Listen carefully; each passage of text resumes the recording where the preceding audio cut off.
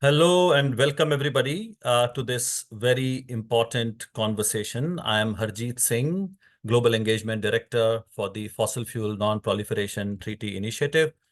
I'm based in New Delhi, but currently I'm in Malaysia, attending another very important discussion here, Planetary Health Summit. And I'm very happy to join this conversation with you all. So welcome to you again. You will have access to Q&A, so you'll be able to put your questions in that Q&A section, and we will have a few presentations, and then we will take a short break for questions, and we'll get your reflections, and then we'll have a couple of more presentations, and then we'll get another chance to have a discussion and hear from you in the Q&A, and then we will respond to your question. And if you are interested in speaking and asking your question directly, so you can raise your hand, and our support team is going to make sure that you have access to microphone so that you can interact with us directly.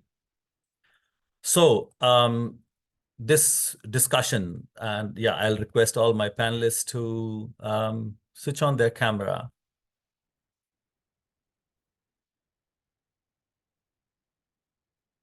Thank you for that.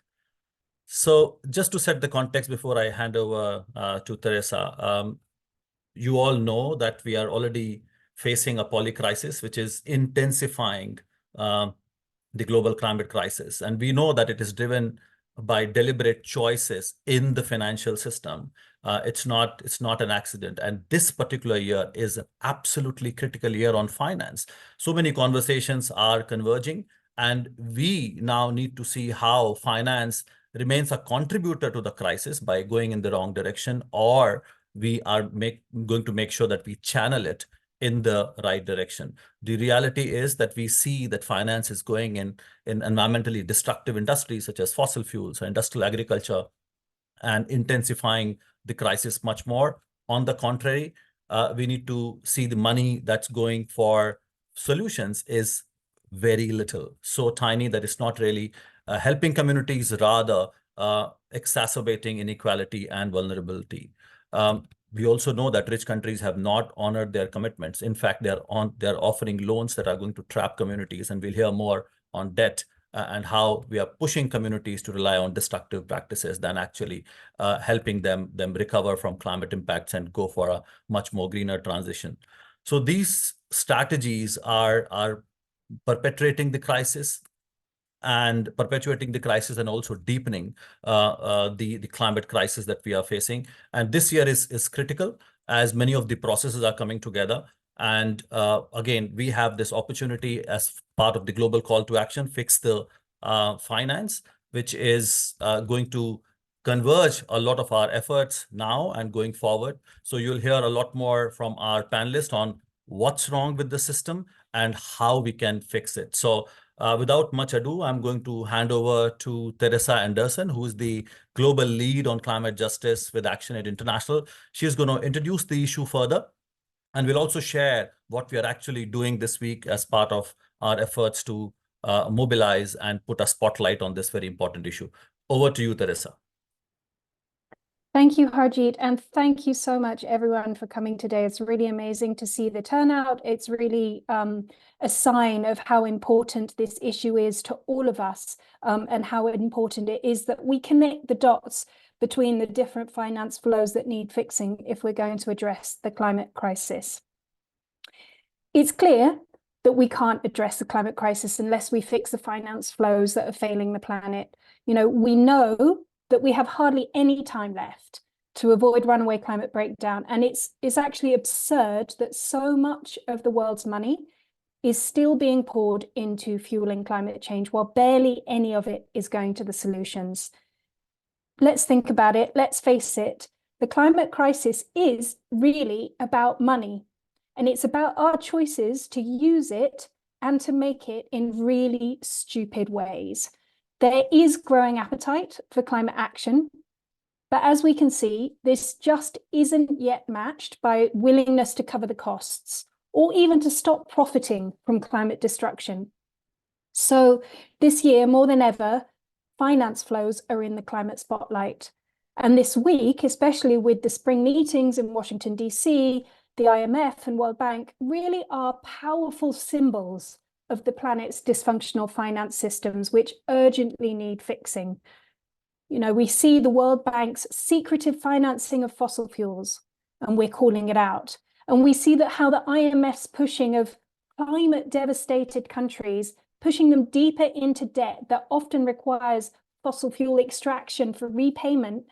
This means that the world's most powerful financial institutions are pushing our planet to the brink, and we really have to do something about it.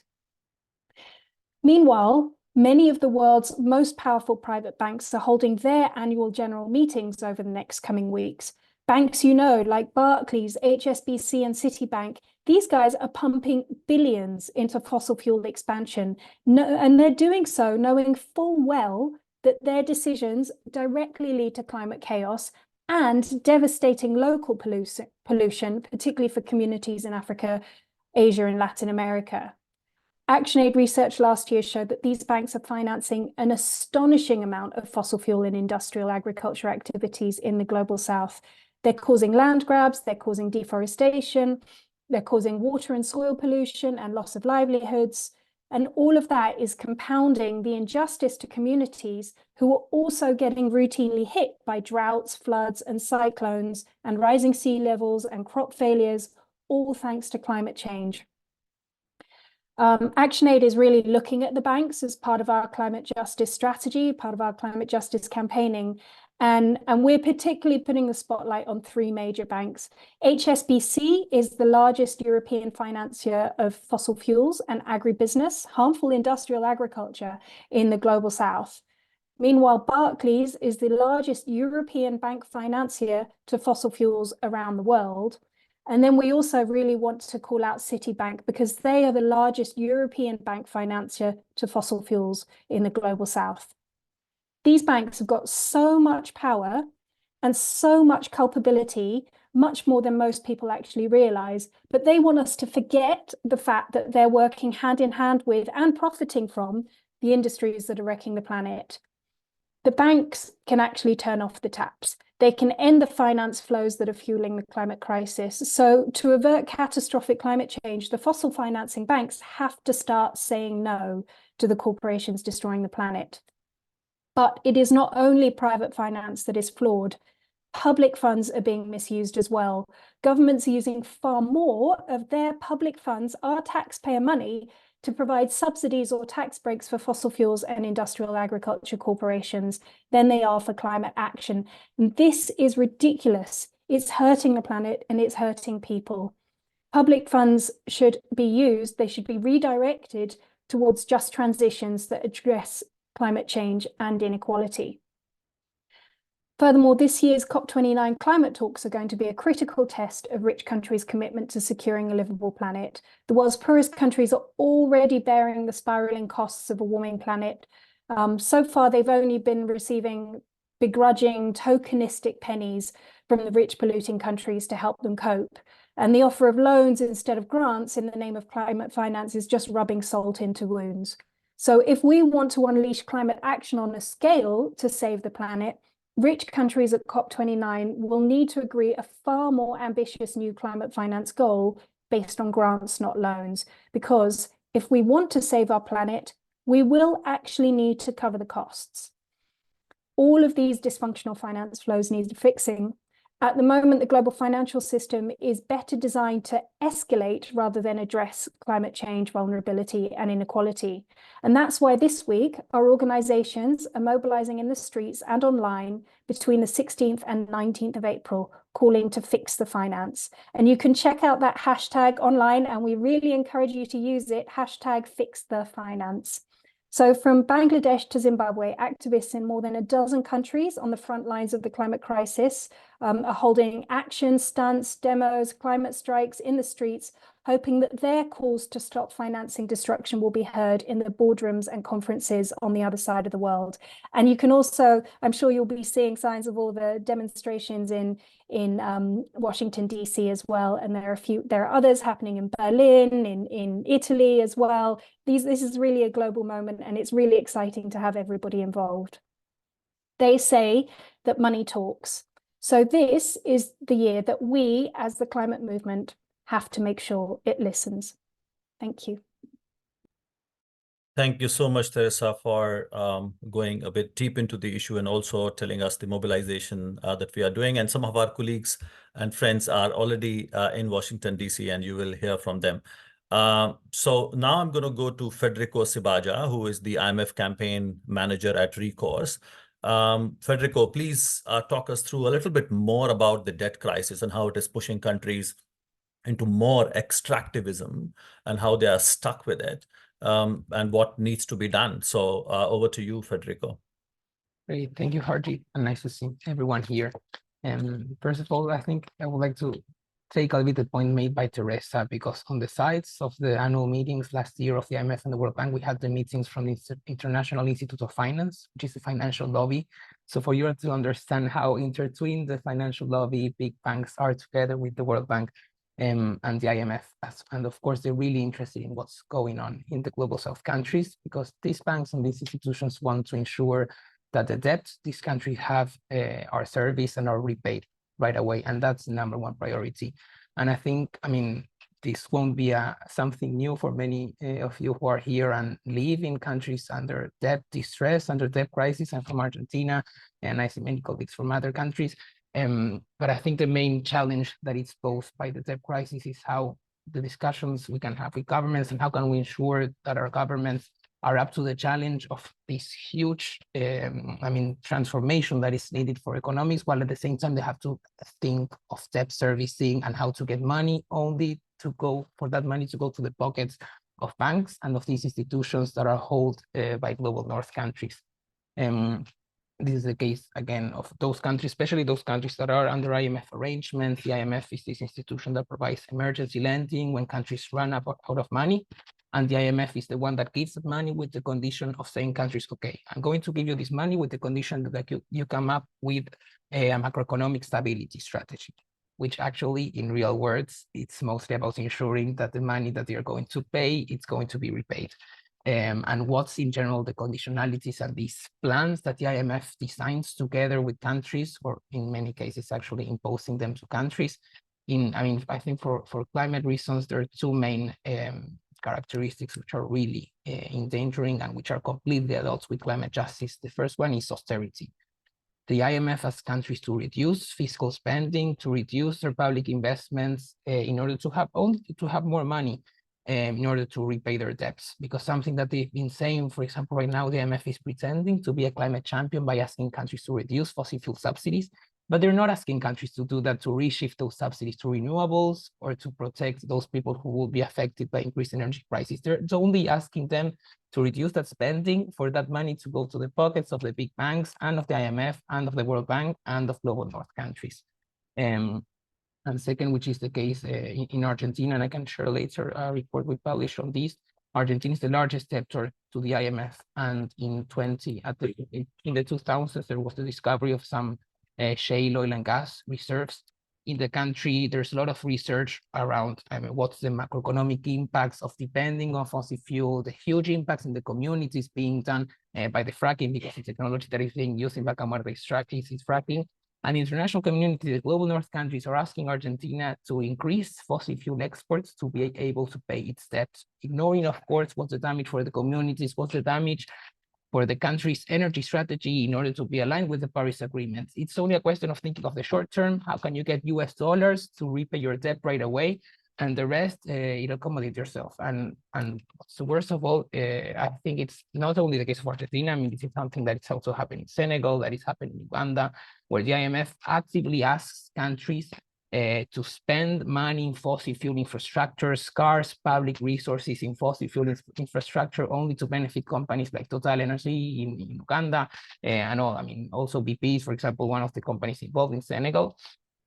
And the IMF, which is this institution in Washington with people that earn huge salaries, supposedly the smartest macroeconomists in the world, those are the ones that cannot provide any kind of more creative response to countries. They're just telling them, extract fossil fuels and sell them, and that's the way forward. And in that way, your people will benefit. Well, of course, we know that the reality is that only a handful of companies will benefit, and the banks that have trapped those countries into debt will be the ones benefiting.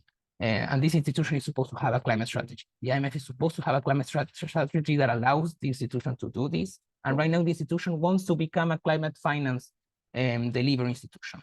And that's where there's no way, I mean, and we need to joint efforts in order to avoid both the IMF and the World Bank as institutions that are really undemocratic, whose impacts, I mean, that can get away with ignoring the social and ecological impacts of what they do.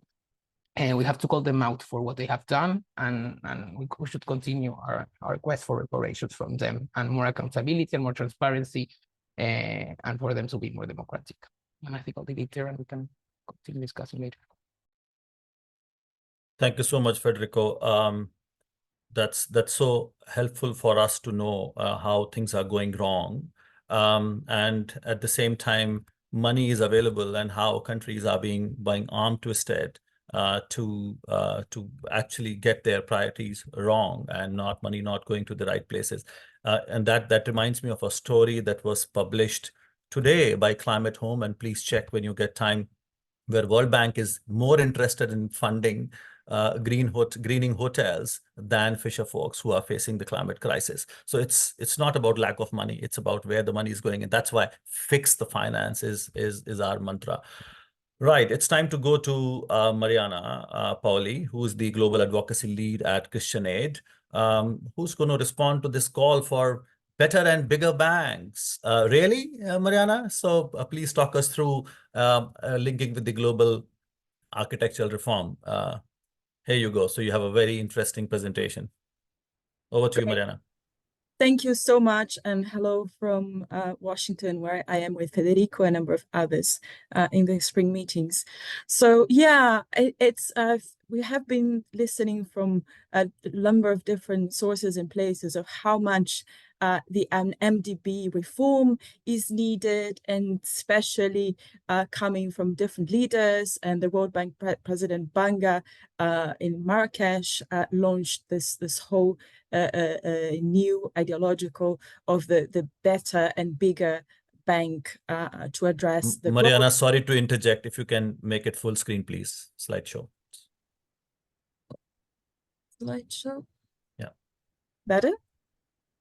Perfect. Thank you so much. Okay, great. So yeah, that has been that was launched, and what we have seen more and more is the MDBs wanting to reclaim their space in climate finance. But are they really fit for purpose? And the main problem we are seeing is their over-reliance on the private sector as a solution to deliver the climate finance, when we have seen the G77 developing countries united in the climate talks, really calling for the rich countries to fulfill their fair shares of climate finance based on CBDR. We're talking here about the needs for like the new additional public grants needed to fund the loss and damage, adaptation, and just energy transition. We also know how much the Bretton Woods institutions overlook the pivotal role that public finance play in driving the climate action, when we know that private investments are limited when we're thinking about mitigation. They neglect adaptation and are completely inadequate to address loss and damage.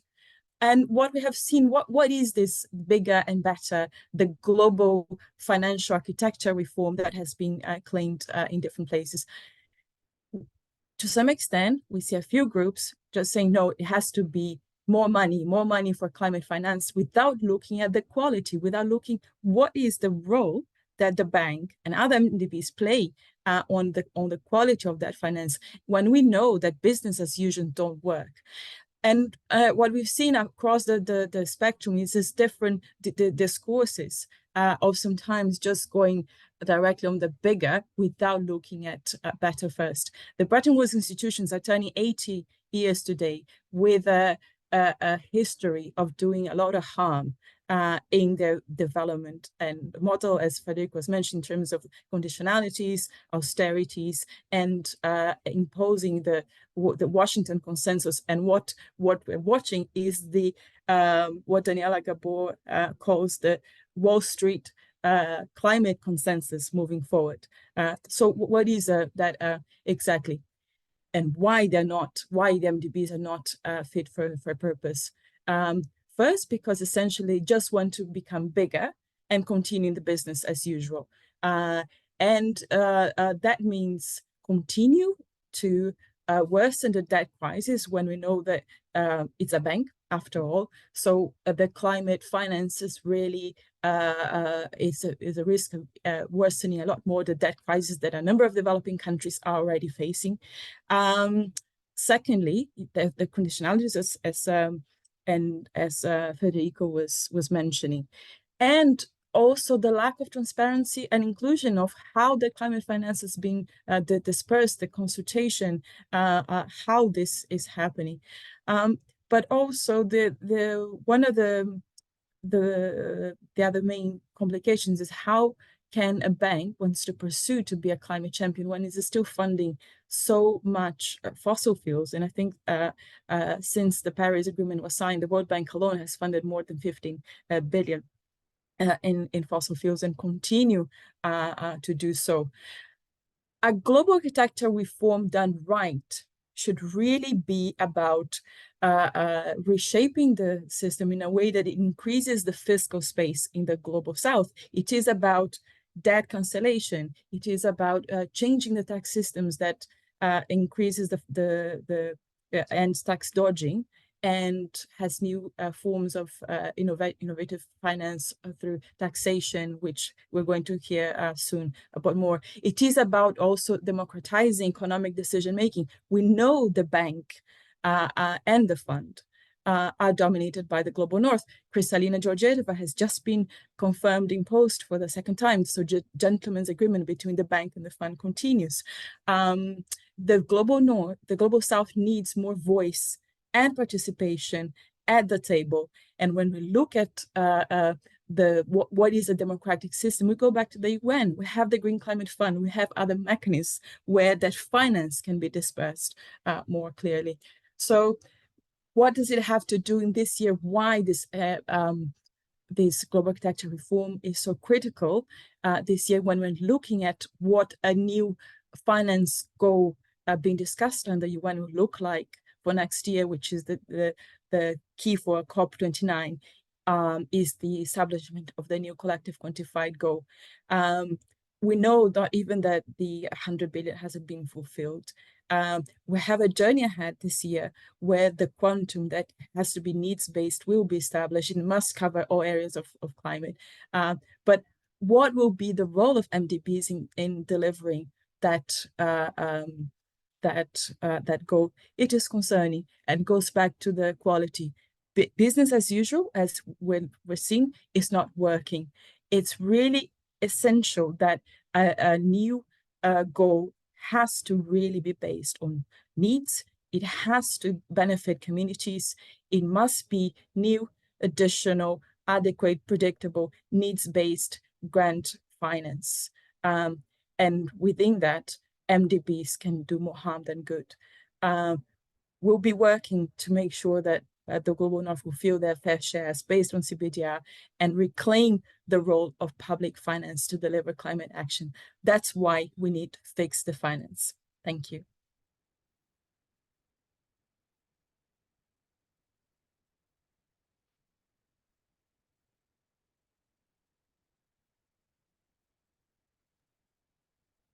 Harjeet, over to you. Hi, sorry, there was some problem with my internet. Thank you so much, Mariana. It's time now to move to Ashfaq. You briefly mentioned about tax and requesting Ashfaq to situate it in the context of inequality and particularly how it links with tax when it comes to raising money and taxing the super rich. Over to you, Ashfaq. Thank you, Harjeet, and thank you everybody for being here. I'm really pleased to join on behalf of Oxfam. We've been spending a lot of time thinking about this and across our climate and our tax teams. Now, it's often said there are two things inevitable in life, death and taxes. So the climate movement, we've been talking a lot about death. And it's time to increase the focus and also talk about taxes as really an inevitable solution. We think it's a powerful tool, and it's one that can tackle three different imperatives: inequality, climate, and the resources for both climate and for development. So I'm going to try and share my screen. While you're doing that, I should have mentioned Ashfaq is the Director of Climate Justice at Oxfam US. Over to you, Ashfaq. Sure. Is it shared? Can you see it? Not yet full screen. Yeah, we can see the presentation. Okay. Perfect. Ashfaq, yeah, exactly. Yeah. Okay, so that's these are the three criteria we're proposing for looking at all of the various tax options. They have to be progressive, fair. They should generate significant revenue for climate and development action, and they should reduce emissions. Only a few taxes achieve all of these, and so we have to be looking at a range of different types of taxes. So first is general taxation of the super rich. They, I don't think I need to tell this audience why, but we often make the argument the richest 1% are responsible for as much of the emissions as the poorest 2/3 of humanity. They have so much influence over politics and the economy that they're the ones who should bear the responsibility for providing the solution. So, I mean, in terms of the finances for the solution, just some of the taxes which are on that are there as options could raise $9 trillion US dollars a year. That's a staggering amount to address climate, inequality, and extreme poverty. I mean, this is not all of this could be used for climate, but if just 20% were, that could generate $1.8 billion. NCQG solved, we go home. We don't need COP29. Okay, it's not going to be that simple. But part of the attraction of this is because we know that the investments of the super rich are more polluting than average. So reducing their wealth and that's only if the proceeds are used for greener investments, that could have a very significant role, and it would reduce the influence. But we also need pollution-specific taxation. So let me break down the figures. 1.7 trillion from a wealth tax on millionaires and billionaires. Higher income tax on the top 1%, global 1%. That's a tax rate of 60%. Could be very, not easy to achieve, a huge political fight, but that could generate the amount of 6.4 trillion. Then windfall corporate profits tax. These are taxes on companies where their profits are higher than what we consider normal or are considered excessive. So, particularly, we know that energy companies in particular really made a killing from the Russian invasion of Ukraine and the consequences from that. So work by Action in Oxfam has shown that this could generate up to close to $1 trillion. There are many other options. There's financial transaction tax, equalizing capital gains so that it's as much as income or others. But then we also, those sorts of solutions are not enough. We also need to actually ensure that the taxation itself drives investment away from polluting industries. So pushes to renewable energies, pushes cars to EVs, pushes building manufacturers to go for electric options, all of that. So that we are not only funding access for through spending, but also taking away the profit motive for fossil fuels. So this needs higher taxes, which are additional rates tied to the proportion of the business which is based on fossil fuels. And so that could be done on income, on wealth tax, on excess profits tax. And these would not have as much revenue generating potential as the other general wealth taxes, but it is huge. Could be 100 billion a year just from a wealth tax. Then the part of the reason we're looking at really promoting these types of discussions is because it's very progressive. It targets the investors, the super rich, the owners, rather than users, targeting profits, not prices. Linked to that is also the importance of removing fossil fuel producer subsidies, because a lot of these are really corporate giveaways to companies for fossil fuel. Then there are potentially the taxing luxury or unnecessary consumption. These really should be obvious things that should be done really tomorrow. Private jets, super yachts, huge amounts of money there could be achieved. But then also not just the super rich, but also the global 10%, which I think many people here are part of, even whether you live in the global north or global south. So things like taxing flights through frequent flyer taxes, or aviation tax, maybe 1 or 2 exceptions, flights a year are exempted, and taxes on sports utility vehicles, most of which are really not necessary. Those are some things we're very clearly promoting. Then there are, of course, many other types of taxes which are in the discussion, and it's really important that if they're taken up, they're done in the right way, that they're progressive. And so things like the maritime shipping levy, which many of our Pacific island nations are promoting, carbon pricing, which is where there's a tax on consumption, which will normally be passed on to consumers. So there's a lot of danger there that it could be regressive and hit the poorest. And where there are international taxes, they could impact on global south countries that don't have the resources to decarbonize their economies as quickly as the global north. They don't have the same amount of state support. So if these taxes are put in place, they have to be redistributive right from the start, and they also need to be done with a lot of taxes on the super rich as well. They can, of course, generate a political backlash. So that's something that should also be taken into account in the design and how they may be done. These are a few options that were costed by our colleagues in the United Kingdom, very significant amount, and could be done in a way which addresses a lot of the progressivity. The last slide, I'll just talk a bit about some of the opportunities now. At the G20, there's progress when the Brazilian government is pushing for a declaration on wealth taxation. Now, these are not climate specific, but it's more generally on taxing the super rich more broadly. There is a possibility that there may be a declaration to support this, which would be amazing. I mean, it wouldn't be binding at all, but would at least create an environment that allows countries to move ahead nationally. There is and of course, national action is where progress should happen. Because this is all so urgent, it's important that countries with progressive governments move ahead very quickly now, implement many of these taxes nationally, and also set an example for the rest. Some of you may have heard about the France, Kenya, Barbados task force. They're looking at climate-specific taxation, including some of the various options mentioned here: maritime, carbon taxes, fossil fuel profits, financial transaction tax, and needs to be engaged with very carefully to ensure that they pick the right ones and not the wrong ones. And also, very importantly, that this doesn't lead to a situation where global north countries take the lead on taxation.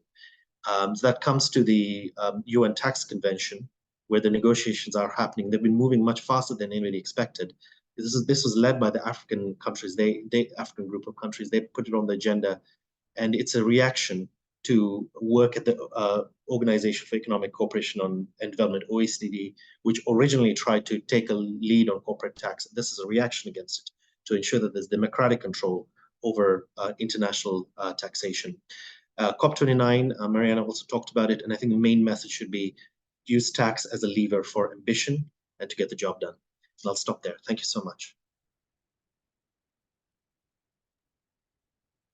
Thank you so much, Ashfaq, for telling us how money is available, but is concentrated in a few hands, and brings back to the same point: fix the finance and fix the system. Okay, so what we can do now is to take a bit of break to get your reflections and questions. And thank you to those who have already put a couple of questions in the Q&A section. And there are two which are absolutely linked. So Morris is asking, can we just have a lobby to advocate for closure of MDBs as their objective of reducing world poverty is not being realized more than 70 years of their existence? And David Archer, who has been working on this issue for a very long time, and my old colleague and friend at ActionAid, he puts that into perspective, saying we need to recognize that the IMF and World Bank are colonial institutions set up in 1944, before any countries in Africa were independent, and in Asia, and the voting quota structure remains fundamentally unchanged. And they are institutions designed to preserve an old world order and have to be abolished. 80 years is more than enough. It's time for them to be forcibly retired. Absolutely. And I would like to request my panelists to react to that. So Mariana, can I come to you to share your views? As you are sitting in Washington, D.C., what are you going to do? Easy. Absolutely. I mean, we all know how much those institutions have been doing more harm than good when it comes to really addressing development and poverty. What I guess is needed is not, well, been saying over and over in terms of them shutting down, ending the gentleman's agreement, and rebalancing the power since they're controlled by the global north. The solution to that is really to shift the rebalance to places where more democratic systems are based, which is go back to the UN, how climate finance should be directed. We know we have the Green Climate Fund. The Loss and Damage Fund shouldn't be hosted by the World Bank. It should be based on a more democratic system, and we'll be watching carefully how this interim arrangement develops and how the board performs. We have upcoming opportunities, for example, in other spaces where this could be discussed, like the financing for development process that's going to happen next year, for example, on looking of questions of governance as well. So as they are doing more harm than good, we need to be more vocal. We need to empower and work with the southern governments to increase and re-democratize these institutions and do damage control as much as we can. The one thing we cannot accept is just them using climate as an excuse to reclaim their stage in the multilateral system when they're far from being fit for purpose. So this is the challenge that we have ahead, to keep them in their own space and move to the more democratic space. So yeah, I wish we could shut them down, but in the meantime, we do as much damage control as we can. Thank you, Mariana. Since you are there, you lead, we are with you. We will make that happen one day. Okay. Erica, who's also one of our panelists and who'll be speaking later, would you like to respond to this when there's a call for colonial institutions to be shut down? And how do you see it as a young person fighting for climate justice, fighting for social justice? So Erica is from Fridays for Future and also a co-founder of Angry, and he is angry. And how angry you are, Erica? I am really angry at the World Bank and the IMF. I cringe every time I hear those two institutions being mentioned. And yeah, they're inherently colonial institutions which have extended a neo-colonial world order, imposing conditionalities like austerity, privatization of social services, and including education, including energy, including health, and made it inaccessible, things that should be fundamental human rights to be inaccessible to the common citizen, many including young people.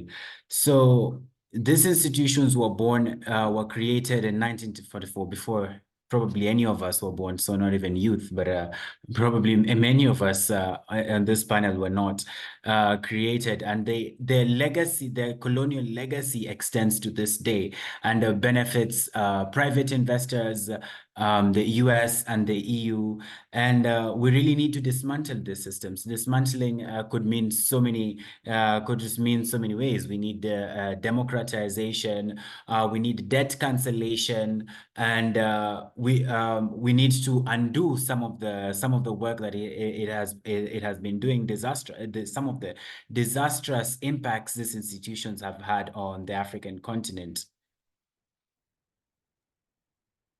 Thank you, Erica. Super powerful. Federico, I'm going to come to you. There's a question from Kimboa Richard on debt. The question is, current debt burden is scary for many in Africa. Fact that huge national allocation is going for paying back at the expense of climate action and social development is telling. Do you have a view on it? And what about the emerging solutions like debt for climate and debt for nature swaps? So I'll start with Federico, and Teresa, you can talk about debt for nature swaps. So Federico and Teresa. Go ahead, Federico. Great, thank you, Harjit, and thank you for the question. I think it's related to Mariana's point on why is it that global North countries want to have the World Bank and the IMF as a leading climate finance institutions. It's because they control them. It's because they can control where the money goes, they can control and they can erode country sovereignties over their own climate trajectories, their own climate resilient pathways. And that's where swaps can be problematic, because it's actually the creditors, the ones that gave the money, that decide how the money is going to be spent when we have those swaps.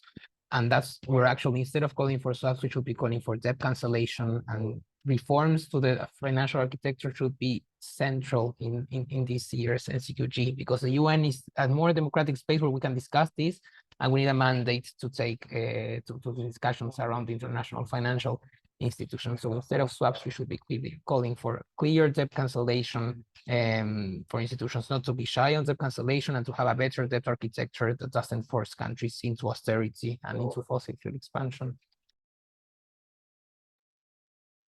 Absolutely, Federico. Teresa, can you talk about debt for nature swaps? Well, yeah, absolutely. And thanks for the question. You're right, Richard. Debt, it really increases vulnerability to climate change, because the most climate vulnerable countries are spending far more on debt servicing than they are on public services or climate action. In fact, our research shows that 93% of the countries most vulnerable to climate change are in debt distress or at risk of debt distress. So that means that they're not able to invest in resilience or in adaptation or social protection to help vulnerable communities cope, let alone in transitioning to greener pathways. So debt cancellation is clearly one of the most effective things that the IMF can do to allow climate vulnerable countries to make rational decisions in the interests of their citizens and the climate. Debt for nature swaps, we can understand, they may sound like a smart thing. And I think a lot of climate people have heard about this problem with debt, put these two concepts of debt and climate together, or debt and nature together, and thought maybe debt for nature, debt for climate, let's do a swap, everyone wins. But actually, it's really important that the climate movement understands that the movement that have been working against debt for many, many years now, and who've been working against debt for many reasons of injustice, not just climate injustice, are actually largely against the concept of debt for nature swaps, because it actually, debt is inherently unfair. It's inherently extractive.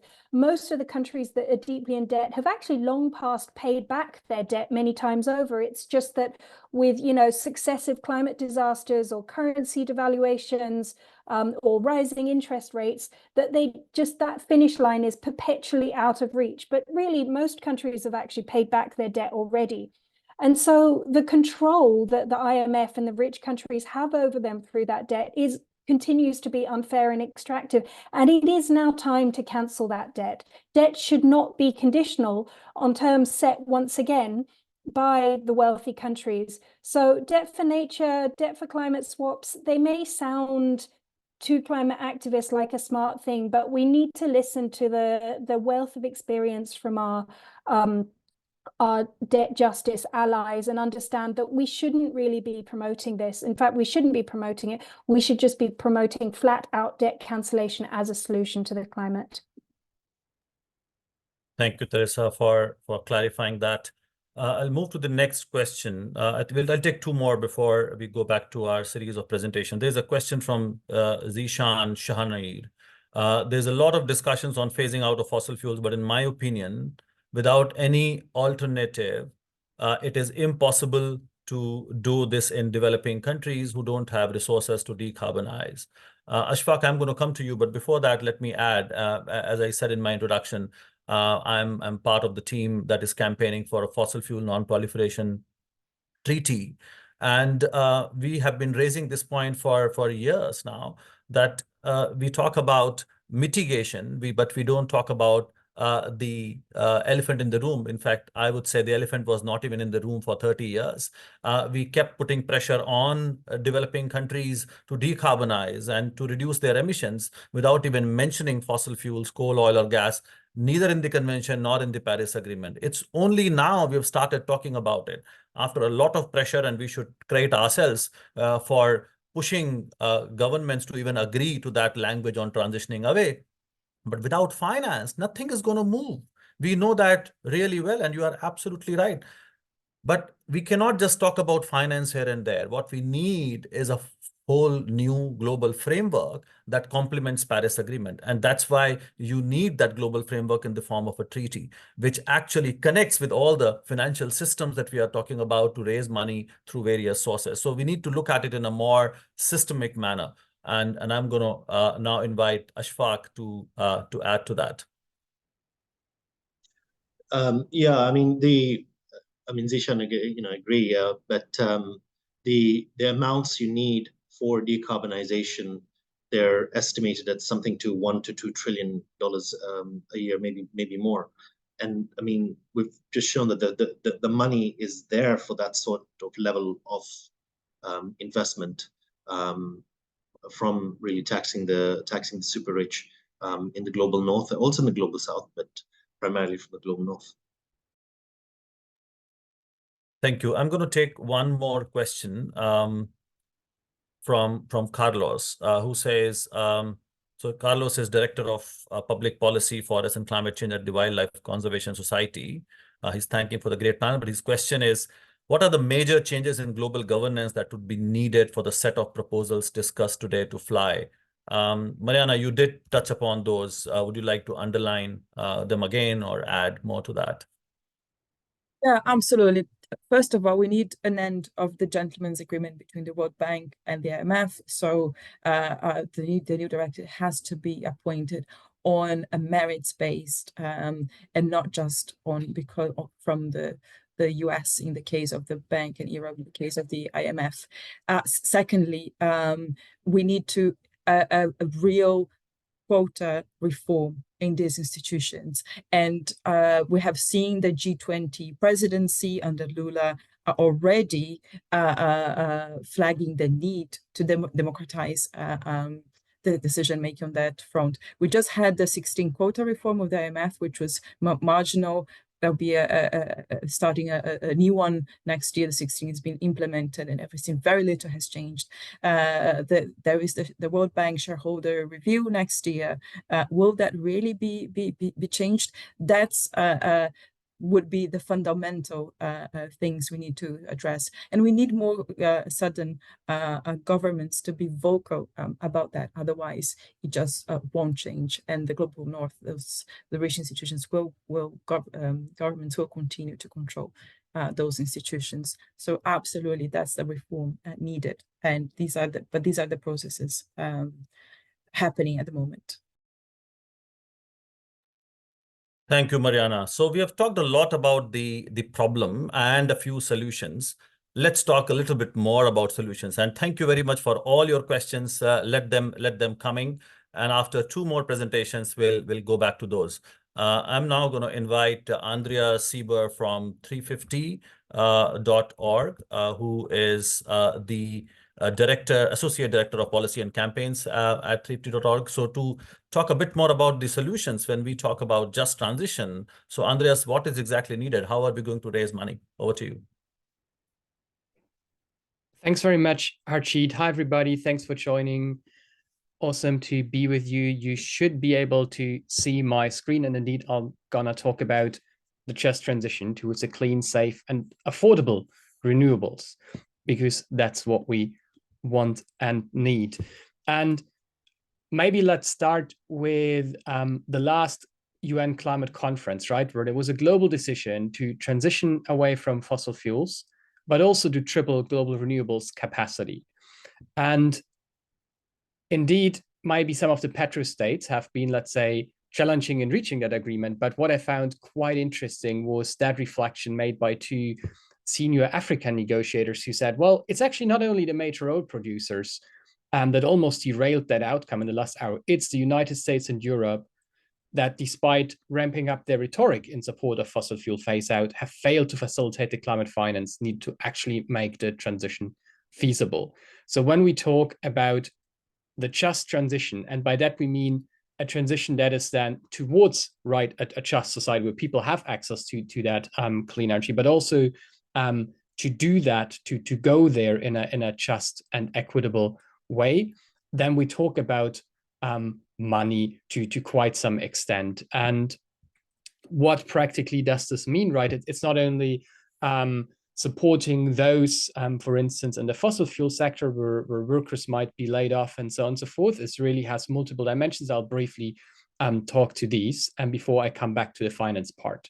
Obviously, there's distributional justice, right? So that means a fair sharing of costs and benefit among all those affected by climate actions. And that means specifically the most vulnerable communities. And that means within countries, right? Like if you do, let's say, a fossil fuel phase and transition to renewables, you have to take care within your country of these people. But if we talk about this globally, there's historic responsibility, and it very much comes down to support from rich to poor countries, from countries who are historically responsible for the climate crisis. And there needs to be some form of redistribution. Then secondly, procedural justice, right? So that it's inclusive decision-making, that those affected by decisions have a word to say in the process. Restorative justice, right? That refers to the historic dimension, and intergenerational justice.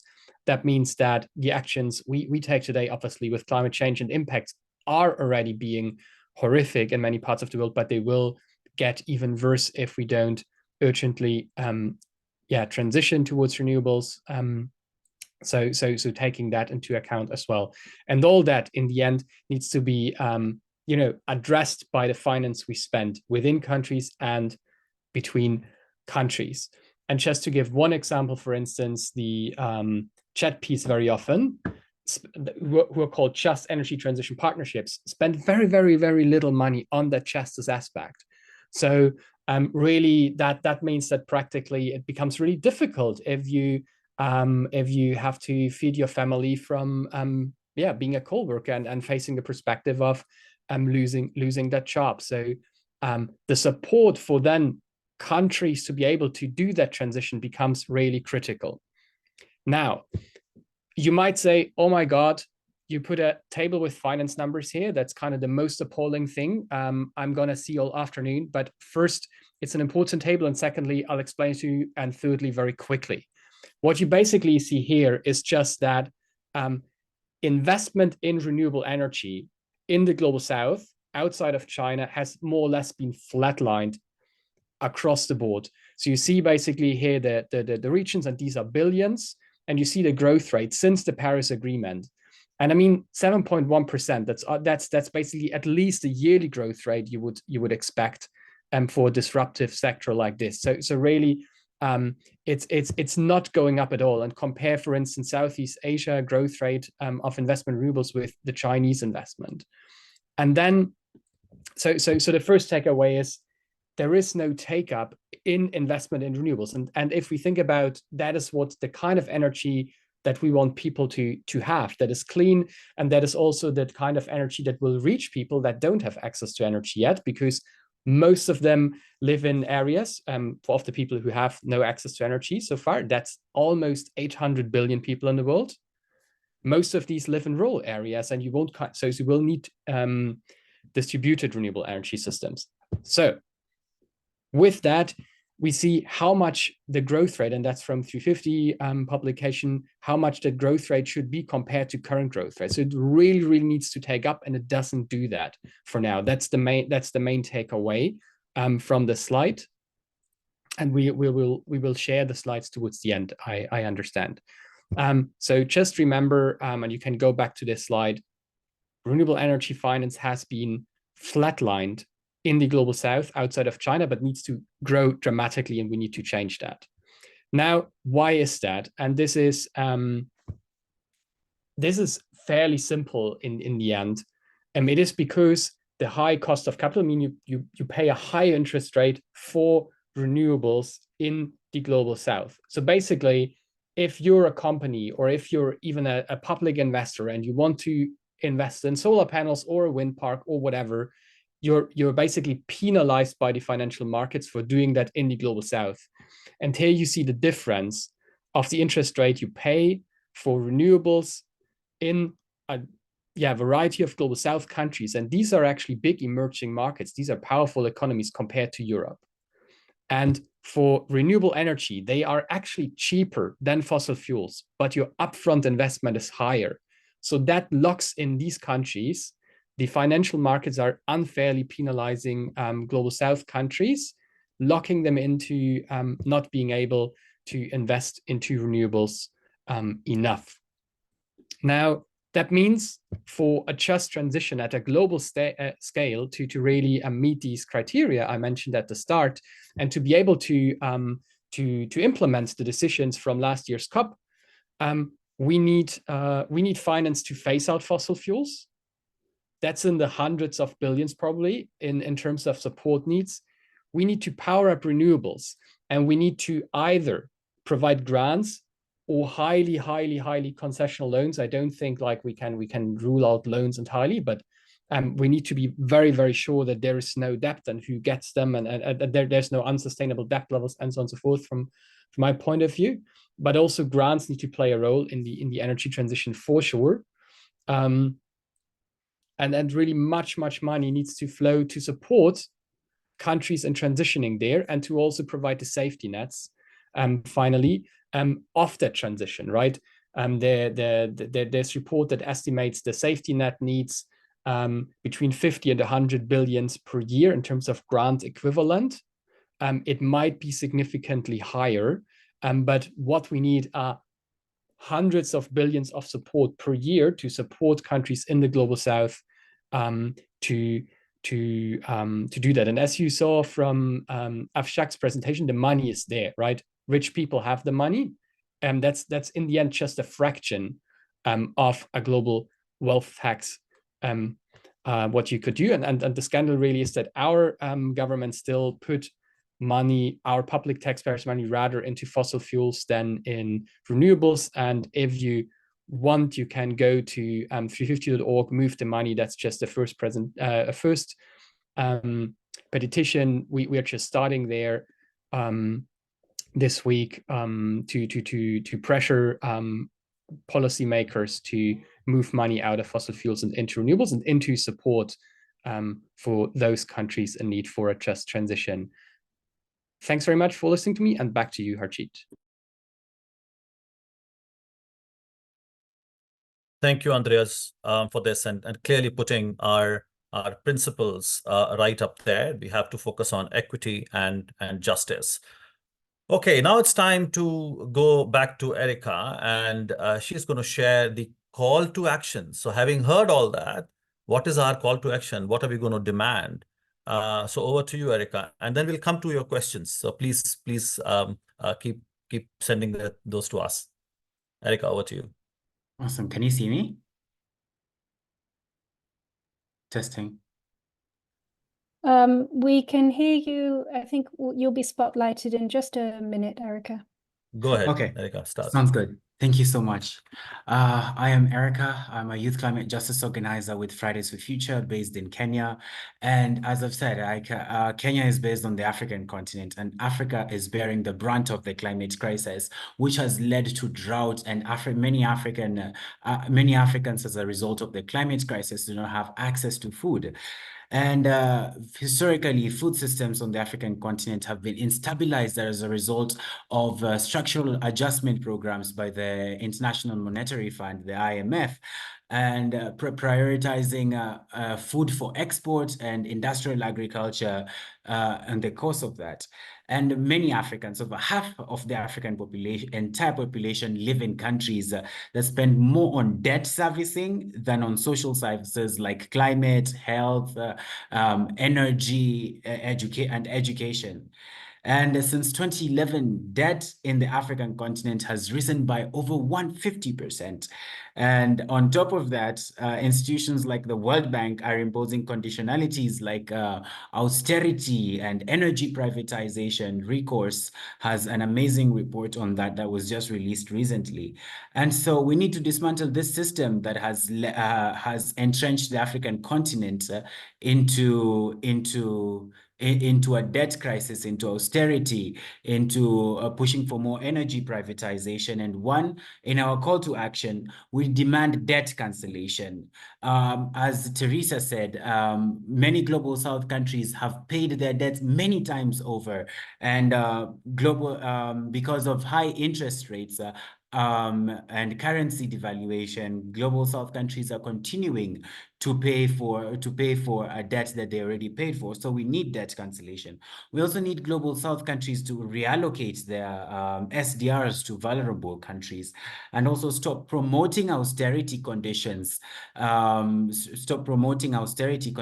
Health, education, energy is a human right. And also stop pushing for privatization of social services. The only qualification one needs to be able to access social services is being a human right. And privatization, commodification, and commercialization of social services works against that. And also, we need the World Bank and the IMF to commit to a credible pathway for reforms, so that we dismantle the gentleman's agreement, some of its policies to be reformed, so that multilateral development banks and finance work for the people and the planet. And that is why we need to fix the finance. So join us this week. Join us in the week of action over the streets in your countries to demand that MDBs fix the finance. Thank you. Thank you so much, Erica, for those inspiring words, and also telling us what we need to be doing and how we can get involved. Okay, we're going to go back to your questions. Unfortunately, we had Ashfaq and Federico leaving because they are going to do exactly what we want them to do. So they are going to be attending the meeting and mobilizing and doing all those actions this week in Washington, D.C. So Teresa, if I can come to you with a set of questions that I'm seeing in the chat. But before that, I must say there are so many problems with the gentleman's agreement, including the name itself, how it originated. Anyway, so there are many questions. So Tushar is asking. Nothing gentle about the gentleman's agreement. Exactly. And we can't even call them gentlemen in so many ways. Okay, so Tushar is asking, how can banks be made accountable for its disbursement? As they are powerful, it needs a global law to prohibit them, as their actions are in no conformity towards climate action. What can be done in such a scenario? And hold on, Teresa, I'm going to ask a couple of more questions. Evans is saying, how we'll be able to fix the finance with the grassroots in there is not basically looking at the flow of finance, which is not even going to them. So how can we make sure that capacity is built at the local level? Abbasiyama is also asking a similar question. Again, it's about the system.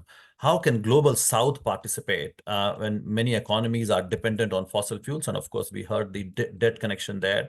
So how do we strengthen our voices and take it to the global level? And there's also another question on climate finance, how to equitably distribute. If you can combine that and give us a holistic response, Teresa. Over to you. I will do my best, thanks. So the first question that you spotlighted for me, Harjeet, how can banks be made accountable for, especially for the money that they're channeling to fossil fuels? Well, you're correct. I mean, firstly, there are growing campaigns on banks. ActionAid and many others have been campaigning now for some time for the banks to stop financing fossil fuels. ActionAid is also demanding that the banks stop financing harmful industrial agriculture, because we know that actually industrial agriculture is the second biggest cause of climate change, but it has largely been out of the climate spotlight. So there are campaigns, there are advocacy efforts. As ActionAid and allies, we're meeting with the banks, we're publishing research. There's every year there's very powerful research produced by Banking on Climate Chaos Alliance, looking at just how much money has gone to fossil fuels each year from the biggest banks, really undermining all their efforts or claims to be climate leaders or even thinking about the climate. But the campaign strategy is, it needs thinking about. The banks themselves, they kind of act as herd animals. If one starts to make a move, the others start to feel a bit self-conscious that they're being spotted as or named as the laggard, as the climate criminals. So they all kind of try to stay roughly in the same belt as each other. So really calling out those laggards, you can move them incrementally. We've actually seen recently some important wins by I'm very pleased to say my ActionAid Denmark colleagues really had a huge impact actually on Danske Bank. Danske Bank has now made a significant leap in really moving away from fossil fuel financing and really cutting down their fossil fuel financing. So that is leverage that we can and will be using to tell the rest of the banks, look, this is possible. You need to follow suit. So criticism, exposure, that's a key strategy. But I think the question that you're really going for is about regulation, because that is where the movement needs to go. We need to collectively build power. We need to collectively build the movement's understanding and engagement in holding these banks to account. And together, watch this space, we will be moving towards pushing together for stronger cross-cutting regulations that all the banks need to go for. I hope that answers your question.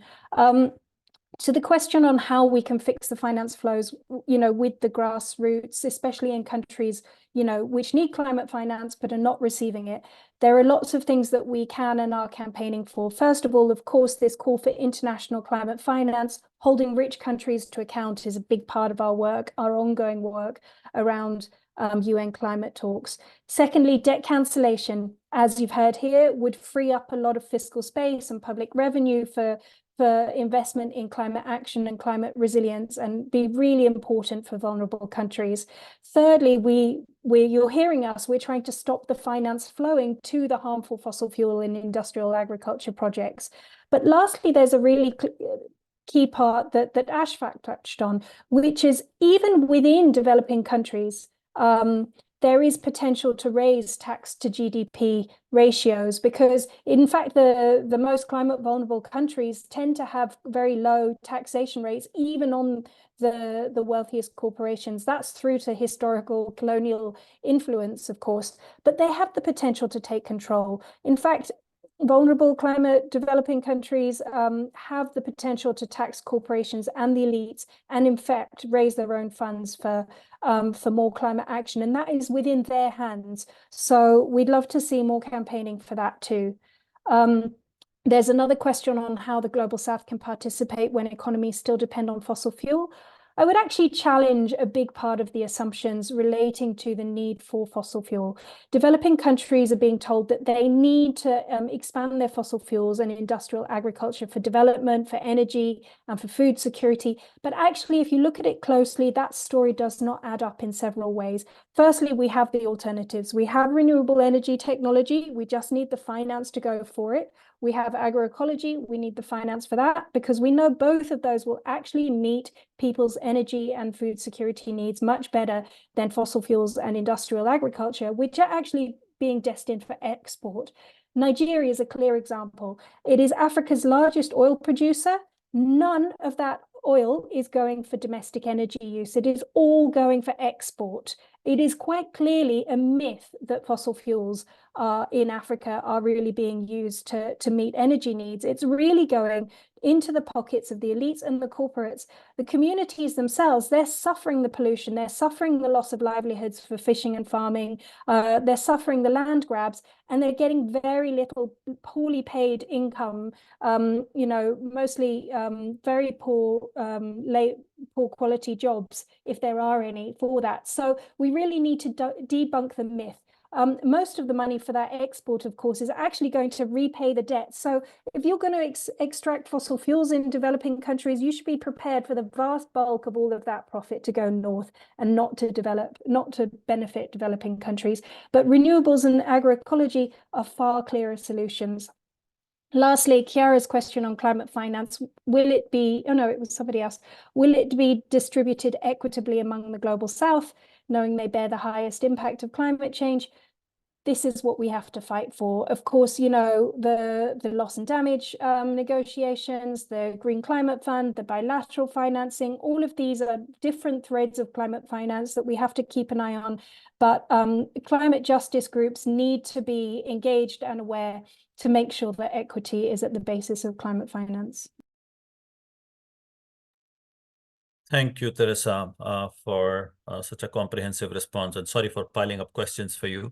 Okay, I'll go to Andreas now. And before that, let me thank David, Archer, and Simon for further adding their comments in the Q&A section, particularly related to debt for nature by David, and Simon has talked a lot more about the debt linking with the case in Angola.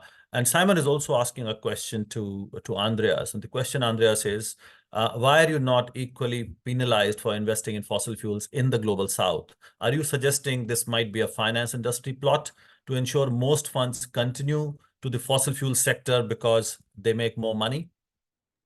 Andreas? Thanks. That's an excellent question. And I don't think there's like a kind of big scheme to by the financial industry, but there's two main reasons I would cite. First is your upfront investment for renewables is simply higher than for fossil fuels. However, over a life cycle, right, renewables are cheaper basically around the world because you don't have to pay for the oil, for the coal, and so on and so forth. You're then burning because the sun is for free, the wind is for free. But your upfront investment is higher. And if you have a higher upfront investment, higher interest rates just bite you in the ass in the end. That is what is happening. And what I say to kind of, maybe a bit kind of too casually, like really harms people's lives, I should add, right? Like that they cannot have access to clean energy because of that. The second point is that the fossil fuel market is largely dollarized, means oil is traded in the dollar. And one aspect, and here's where really unfair bias comes in quite visibly, is that your foreign exchange risk, if you invest in a solar power plant in, let's say, Botswana or in Kenya, you pay in the Kenyan shilling usually, right? You don't pay in a dollar. And there's something called foreign exchange risk if you don't pay in a like international currency like the dollar. And there's research, right, that the risk of investing in the local currency is like fundamentally and systematically overestimated across the board. That are two main reasons why the kind of rules of the financial markets, or however you want to call it, penalize you for investing in renewables in the global south.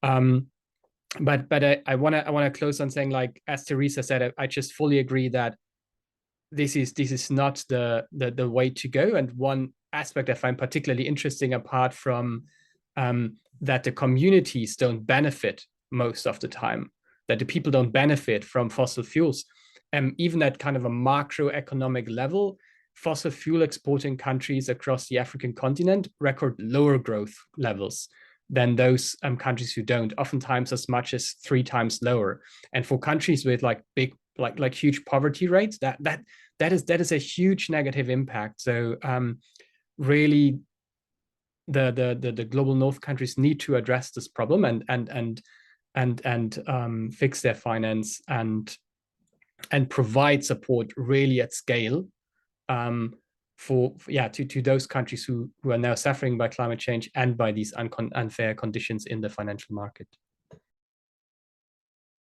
Absolutely, Andreas. Thank you for underlining those points, and thank you, Simon, for giving a lot more examples in the Q&A section.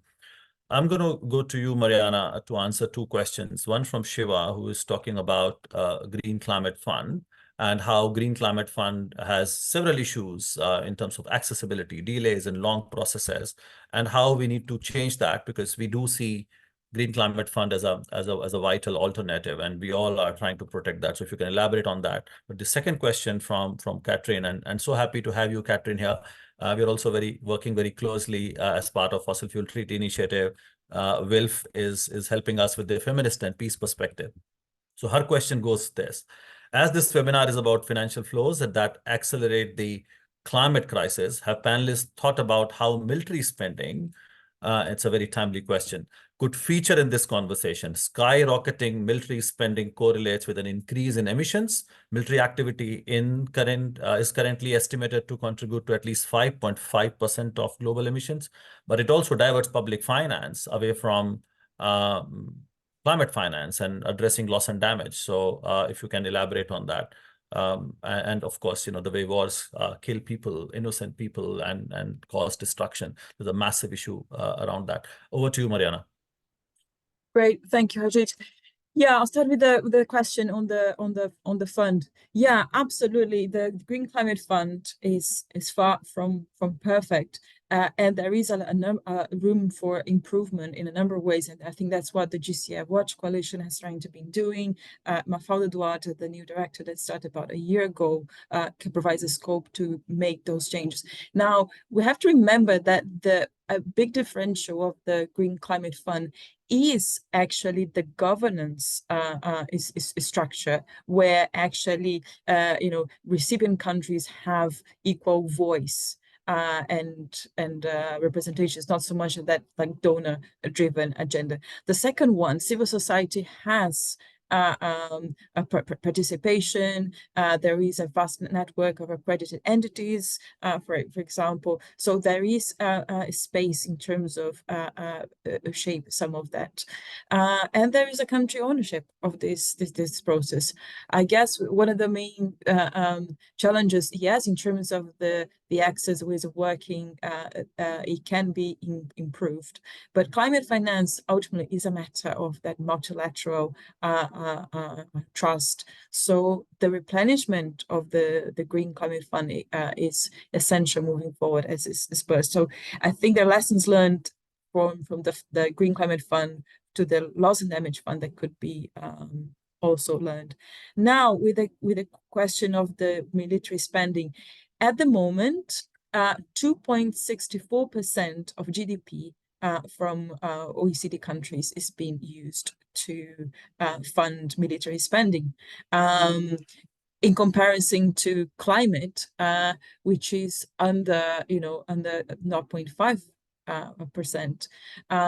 What we really need is a kind of what would be like that Marshall Plan for the climate, which was at that time about like 5% of GDP, the US, or which would be 1.2 trillion equivalent to today's military spending. Is the political will that we are talking here, and the emissions of this sector as well. There is a case, I think, for us to be a lot more stronger and vocal to shift that kind of spending on things that will actually affect the people and the planet, and not the war. So a needs-based approach needs to increase, and I think beef up the call of shift that GDP spending a lot more. Thank you, Mariana, for responding to those two questions. There are two questions which I can take. There's one from Maria. So she says, great presentation, excellent connection to fiscal justice, to finance climate justice. Do you think that a reparations-based approach would strengthen the need and type of reforms needed for climate financing? If so, how could it be and they be implemented? So Maria, you know that we actually have been demanding reparations for a very long time, but we know we cannot land the language of compensation or reparations in the UNFCCC space the way it is structured.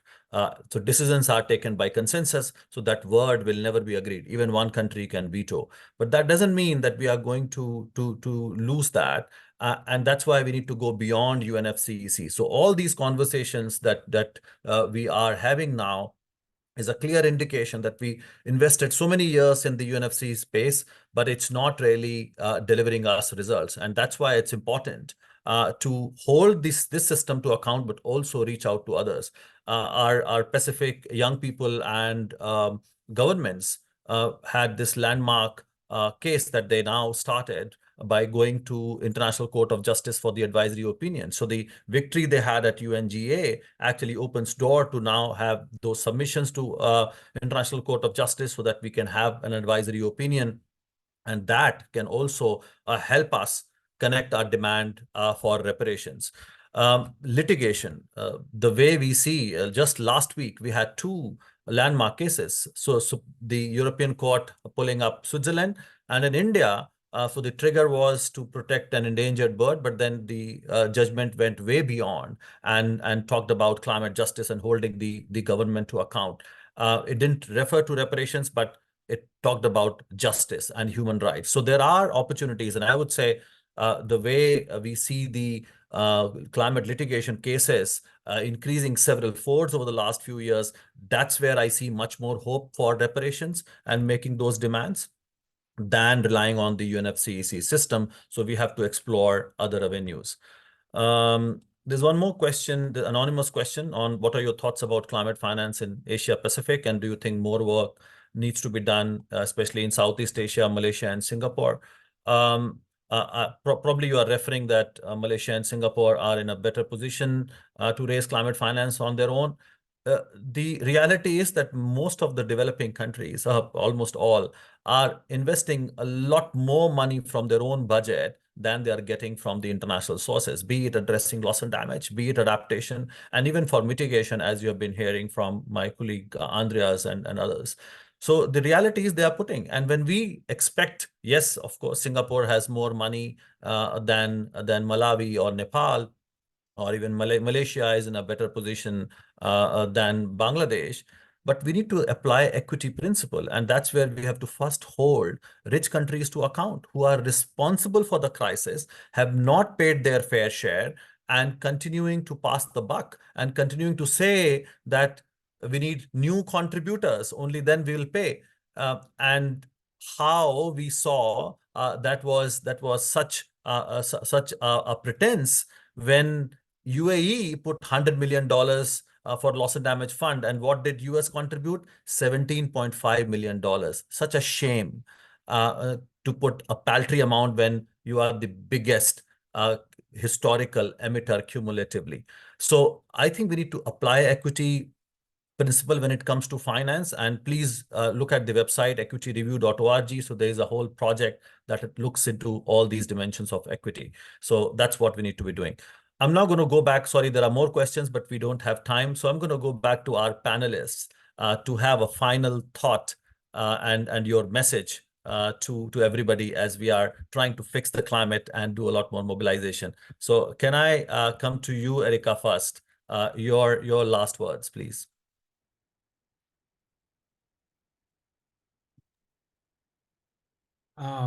Yes,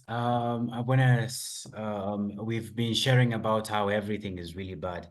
And there are some examples where banks have actually been held accountable. I saw the question in the chat on how can we hold banks accountable. And there's a really good example in Kenya where the World Bank has been finding a chain of schools in Kenya, and the schools have been implicated in sexual abuse and and it's been horrible. But the World Bank has actually admitted the fault, but they're refusing to actually pay directly to the communities and the families affected, and are instead choosing to invest in like other institutions who can because of future issues on liability. So there's still more work needs to be done on holding banks accountable. And other examples of how communities have actually gone to courts to sue multilateral development banks like the World Bank because of investing in gas, which has had social and environmental impacts in their own communities. So there are ways that we can take action, and we have actually won because of the power of the movement. But we need to do more, and that is why we need to join the Fix the Finance mobilization, sir. Thank you so much. Thank you so much, Erica. 30 seconds, Mariana, Andreas, and then Teresa. Go ahead. Thank you, Haji. Yeah, I think to fix the climate, we have been doing a really great job to really working across climate justice, debt justice, economic justice, gender justice, and the movement has never been working so closer together. We are in the right direction. I think together we'll be able to challenge and change a number of things and processes moving forward. And I look forward to do that a lot more with all of you guys. Thank you. Thank you, Andreas. Thanks all. We won't win on climate without winning on finance. That's very, very clear. It seems quite challenging and big at times, but actually we know very well what we need to do. And I think it's really a big sign of hope that as a climate community, we prioritize finance this year so much. So I would just say, join us in this fight, not only for the Fix the Finance mobilizations, especially for these, but also going forward. Thank you, And Andreas. Teresa. it's really exciting that our movement has this increasingly nuanced, holistic understanding of how it all connects. It feels like we're now actually grappling with the beast rather than its tail or its ear or its toenail, you know. And part of that analysis is seeing that much of the lever for climate action is in UN climate talks and climate policy, but actually there are really critical levers for climate action that are not traditionally thought of as climate. I think one thing to say is we don't usually culturally feel comfortable talking about money. That has to change this year. We need to stop being squeamish when talking about money, and 24 will be really key. It's super exciting that you all are part of it. So we're starting this week. Join the Fix the Finance mobilizations, not least. On Thursday, we have a digital action. You can hold up a selfie with Fix the Finance and join the Twitter conversation on Thursday at the very least. So we'll see you on the streets or online. Take care, everyone. Thank you so much, Teresa. So we are already over time, so I won't say much. If you want to fix the climate crisis, if you want to fix the financial crisis, if you want to fix the poly crisis that we are facing, we need to fix the finance. That's what we need to be talking about. So thank you very much for your interest and for such a wonderful engagement. And thank you to all the panelists and our support team for making it happen. So that's our message. Fix the finance. Thank you, everybody. One more thing, I will request Mpo to add the link to all the slides into the chat now. So Okay. for those of you that requested the slideshow, it should be there. There it is. So take note of that. So here's the link, and people who left, we will email it to them. Great. Thanks, everyone. Thank you, everybody. Thanks. Bye-bye. Thank Bye-bye. you.